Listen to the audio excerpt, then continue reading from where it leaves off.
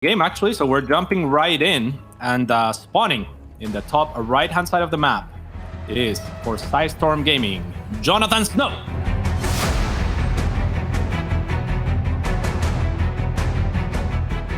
And in the bottom left side, we're looking at the main base of a man who was very active a long time ago, then took a bit of a break, but he's back and he's playing some pretty fine StarCraft 2. This is Antis. He had some wrist problems at some point. Both of these players actually coming strong from the collegiate scene at some point. That was where they made the rise to a good degree. Antis in particular was dominant in the collegiate scene. So he carried his team of UC Irvine to many victories. And so he's no stranger to pressure. I mean, I'm no surprised. He's very good. And then he plays against a bunch of people in Diamond League. Come on. Yeah. I mean, there was some good players in there, but yeah, for the most part, I mean, it wasn't the toughest competition, but still, in those important matches, when you're going up against the likes of Kane, for example, in a decider, right, and you have your entire team worth of pressure on your back, it's still something that he will have some practice with. Now, I casted the finals, actually, once of the collegiate series at one of the American DreamHacks. I think it was an Austin DreamHack. The same one that Neep and Hydra had their final. I think I casted some collegiate games too, and I believe it was between JonSnow and that Protoss player that I forgot his name of, Bills.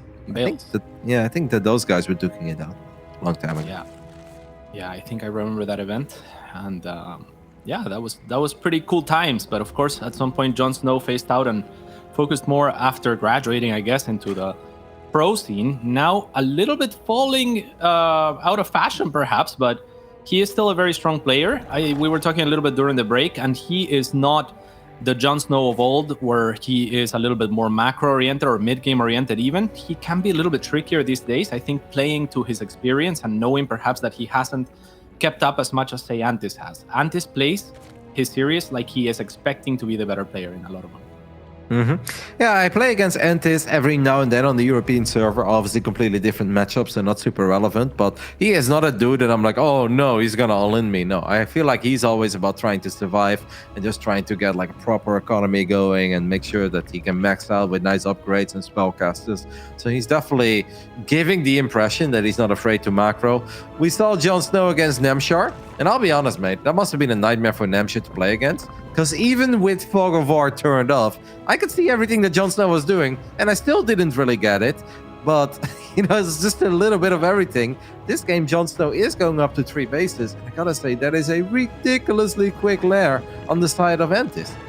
Extremely fast. He's actually going to start researching as well an upgrade. I'm not sure if he's going to cancel it or he's just giving the impression that he's going roaches. I wouldn't mind the Ling upgrade anyway, because he is going to be going most likely for that Spire as soon as the lair finishes. But yeah, this is a pretty cool start. We used to see this a lot on maps with ramps, but Antis bringing it up on a map where, you know, he could get easily all-in and broken. Yep, but normally, let's say if the Antis is going for roaches and that is +1 missile attacks, do you really want to all-in this build? The answer is probably no, as JonSnow doesn't want to pick up that creep tomb when he succeeds.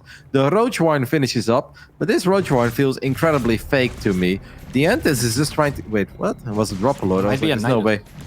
This could be a Ling Nidus. I mean, there's no... Okay, the gases now go down for the Spire, potentially, but those are extremely late gases. So he was really focusing on that economy, and he has the lair and hasn't started any tech. So he really could have used those gases a little bit earlier, it seems like. Yeah, maybe. Maybe he was a bit busy trying to convince the Antis that he was going for roaches and everything, but this really screams Spire to me. It is indeed odd that now the lair has been done for a little while, and we still don't have a Spire. Maybe he got a bit confused, maybe he got a bit concerned. Because this... Okay, now he's getting +1... He's getting roach speed as well. Yeah, it's very odd. This might be a mind game in itself to get the roach speed, just to continue to try and fool JonSnow here.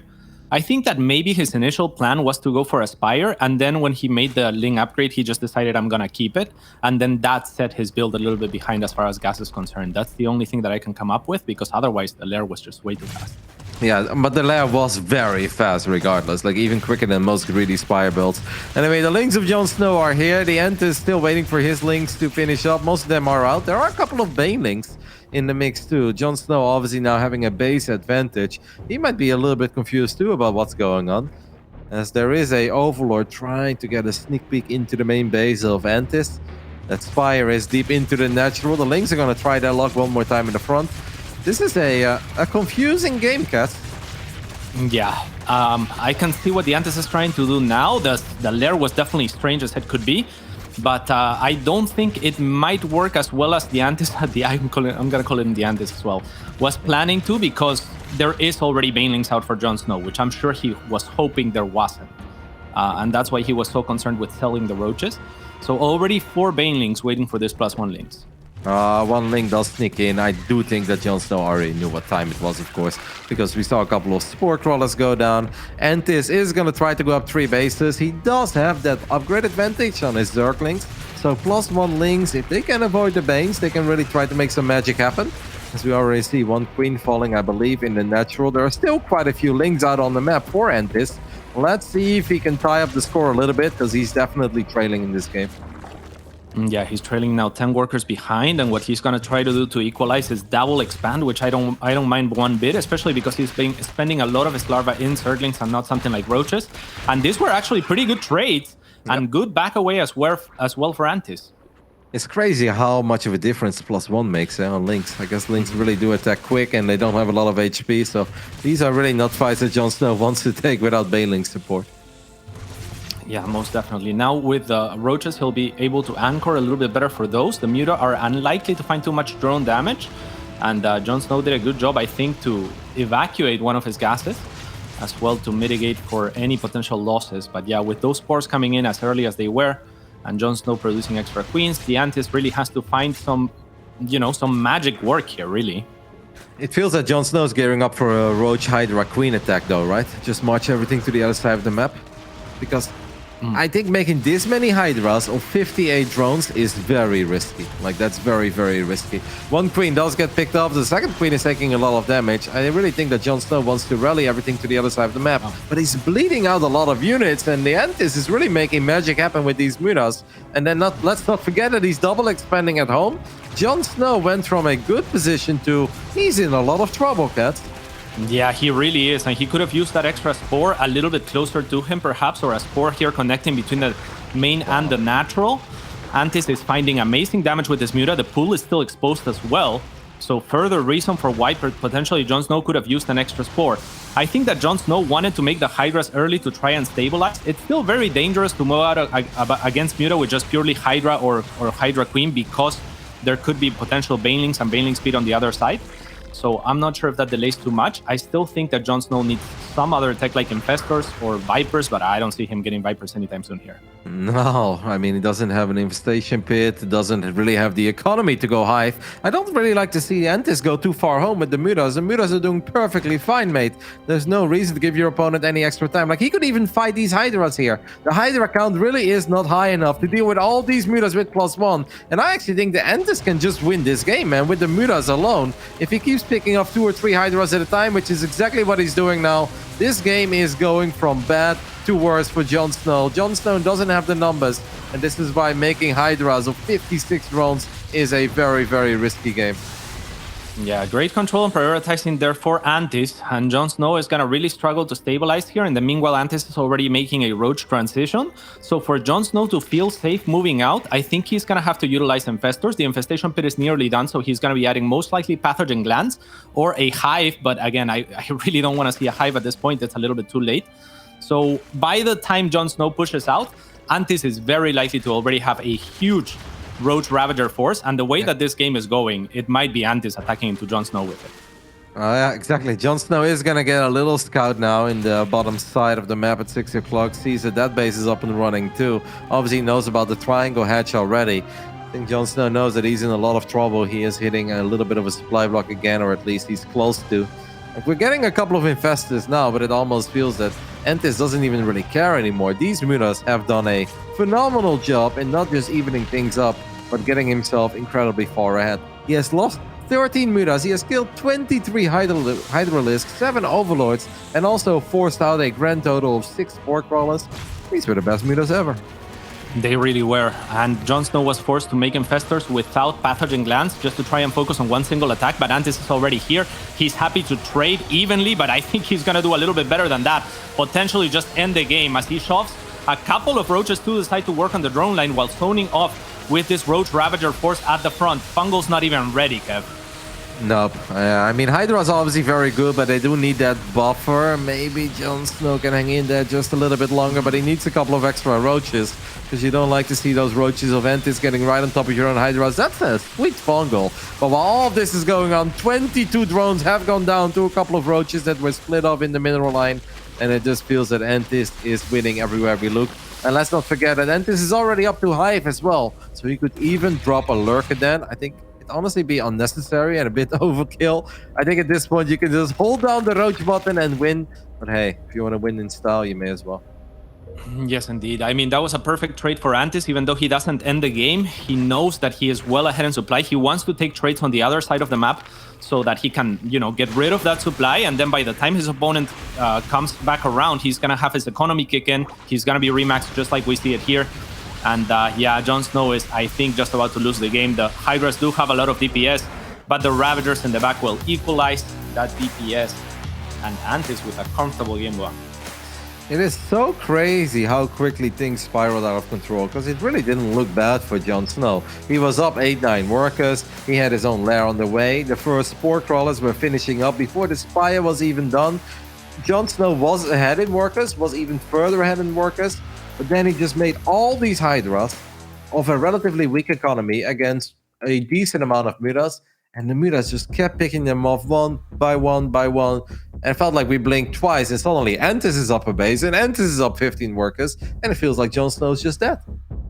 Yeah, absolutely. I think that I don't even know if I mind him making the Hydras as early as he did. I think the main thing is he didn't have spores in between the main and the natural. Yeah. Because then you can actually consolidate your Hydras, and if you have that number of Hydras, you can actually push back the Muta at some point, and then you prepare for your attack with infestors and whatnot, and then you can maybe make something happen. But at that point in the game, after so many Hydras get picked off in those empty spore areas, JonSnow didn't really have a choice but to pray that Antis was going for something like Baneling Muta and that his Fungals were perfect, and I think you make a really valid point. I think that game is completely different with one more spore right on the ramp, right? Of the natural, from the natural towards the main base. One spore there, that would allow the Hydras to group up. It would give the Hydra count time to grow while the upgrades for the Hydras finish up too.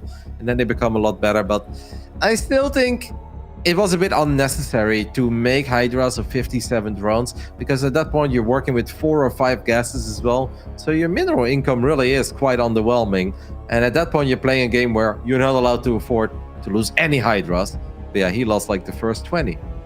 Yeah, for sure. I mean, the alternative would have been to stay on less gases and make some more queens a little bit earlier, and then go into the Hydras with a stronger economy. I think both approaches are kind of okay. I personally like yours better, to be honest, but I don't think what JonSnow did was too bad, as long as he had that extra spore. I mean, in that location, not just many Hydras, but a lot of Overlords, which also throw wrenches into it, right? Like, you get picked off like 4 Overlords, all of a sudden you can't make Hydras, you can't make anything, really. So it was a troublesome game for JonSnow. Let's see if he can do better this time around. But in the bottom right-hand side of the map, it is Antis.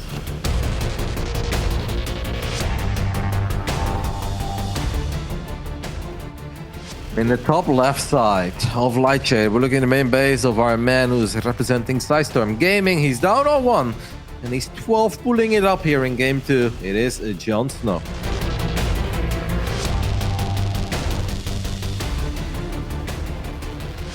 Yeah, he's really setting up the pace of this series, where he wants to seemingly be a little bit more aggressive, a little bit trickier, perhaps like he was against Namshar in this game. And yeah, 12 pull, I mean, on this map, I don't mind it.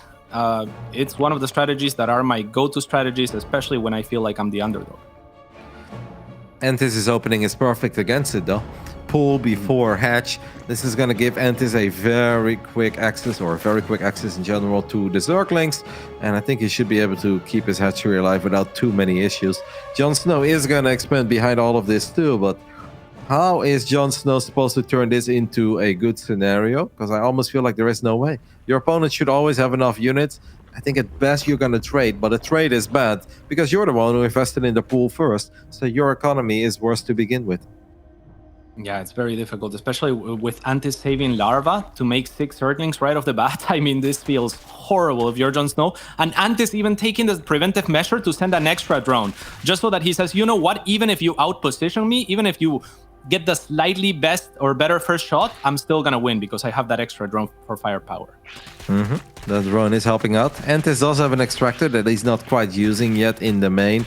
There's no biggie. JonSnow really should not be taking this fight, in my opinion, because it's not going to go well. There is a drone on the side of Antis too. And it's not just that one drone that made the difference, but it felt like Antis just had a few more links in general. But if JonSnow loses all these links now, he's going to have to rebuild the links the moment Antis decides to become aggressive.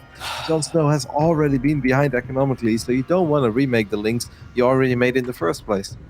Yeah, Hunt is still playing very, I guess, safe by just sending 2 of his links out. I'm completely with you. If he had sent all of his links out, then that would have been even better for Antis, but he doesn't know if JonSnow is planning a follow-up all-in, so that would be one of the very few ways that he loses is if he gets flooded in the middle of the map and he doesn't have link speed, right? So he's just going to send the 2 links out and scout, I presume, pretty soon.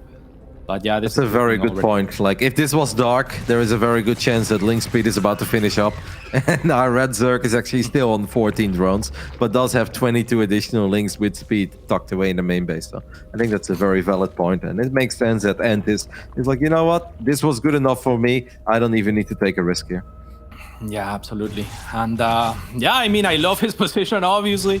Antis is in a very dominant position at this point in time. JonSnow is going to have to cut some corners, and we already see a little bit of that by delaying his wall off considerably. He did make an extra queen, and I think that he almost wants Antis to see a few links, to catch a glimpse of those links with the Overlord, as he's going to clear the Overlord and give Antis the impression that maybe he wants to be aggressive. He does not.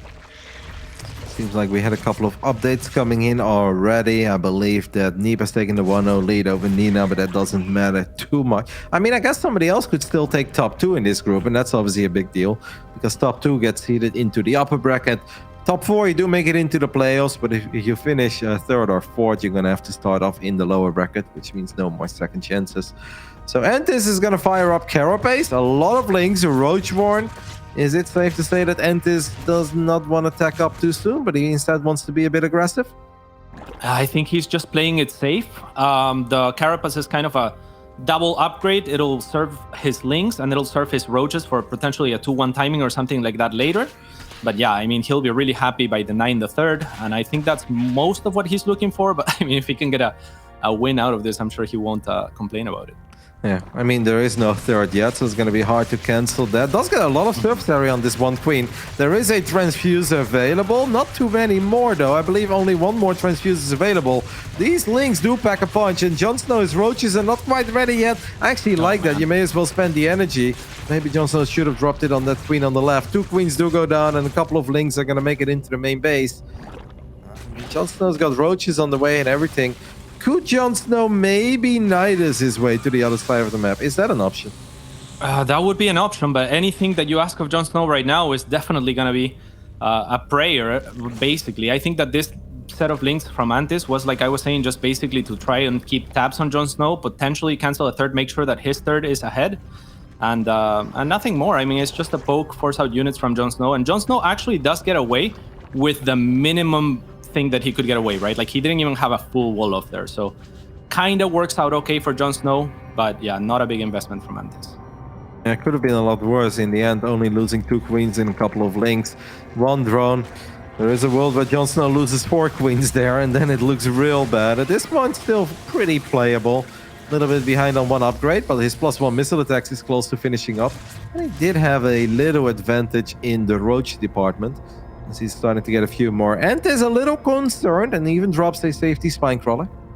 Yeah, also making 5 drones right now. So is there an opening for JonSnow? I mean, it's only 13 roaches to now 13 roaches. So no, there's really not any openings. Antis is playing this so conservatively.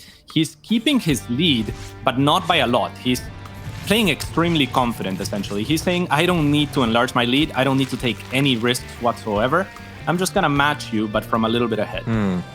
Well, while Entis was indeed cranking out 5 more drones, like you just mentioned, JonSnow is morphing 5 Ravagers. So it's safe to say that our Red Zerg wants to go pedal to the meadow and really wants to make something happen here. I do prefer missile attacks over Carapace a little bit.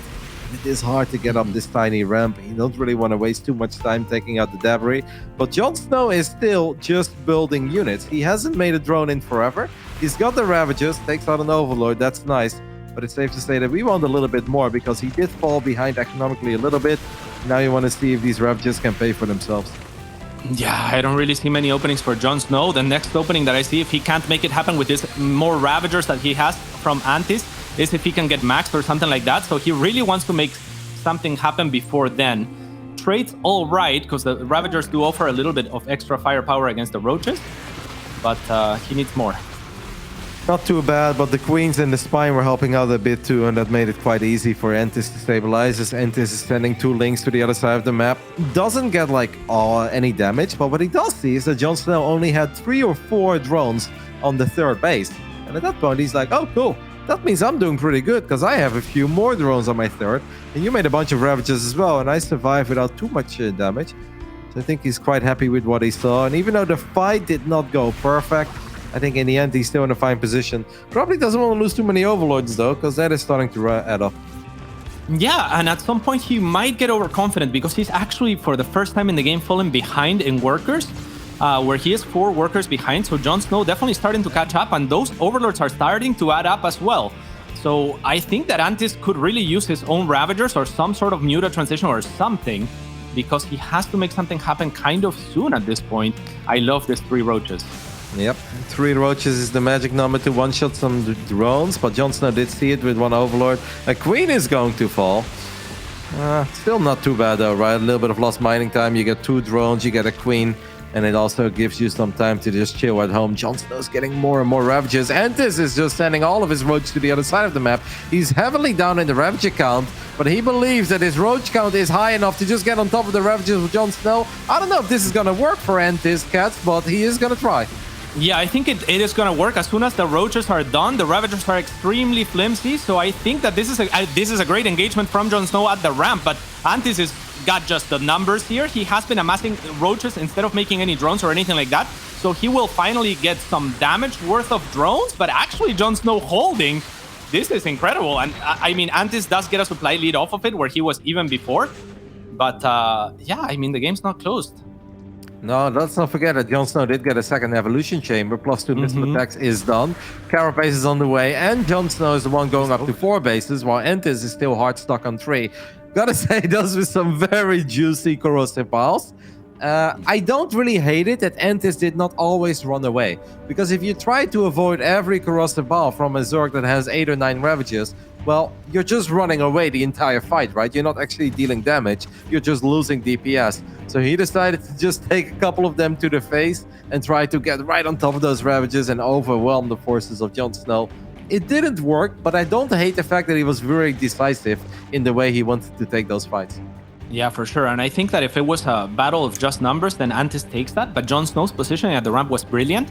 And I think that maybe Antis could have focused a 3rd instead and kind of forced JonSnow out of that position to continue to take the fight. Still, Antis is going to continue to be aggressive, but now JonSnow has a sizable worker lead. So if he manages to hold this next attack, he will be in a great position. Indeed. Entis is going to send a couple of Roaches towards the bottom, but JonSnow has seen that. This is obviously where JonSnow gets a little advantage of taking out all those Overlords earlier as well, right? Feels like he just has a bit more map vision. JonSnow is the one who has killed 5 Overlords in this game with all his Ravagers. Entis has not killed a single Overlord or Overseer. 11 Ravagers against 1. JonSnow needs to make sure, though, that he doesn't get surrounded. Pure Roaches can absolutely win the fight, but you do need a magnificent engagement. Yeah, and that is why that choke was so important for JonSnow and why it's important for Antis to break those rocks. He wants surface area so that his Roaches are fighting Ravagers, ideally, so that JonSnow has to be spread out. If JonSnow can fight where his Roaches are in front and his Ravagers are in the back, and the army of Antis isn't all firing at once, then it gets really dangerous. Yeah, JonSnow needs to be careful here though, because Entis has way more armies to play, and he's coming in from the bottom too. That is so many roaches, and this time the plan of the Entis does work out. He does get on top of most of these Ravagers. A couple of these corrosive vials are really big, but does JonSnow have enough to stabilize? He had way more drones, just way less roaches, and even send a couple of roaches to the other side of the map. He loses the roach barn, and that's going to be it. Oh my goodness, down a base and down economically and technically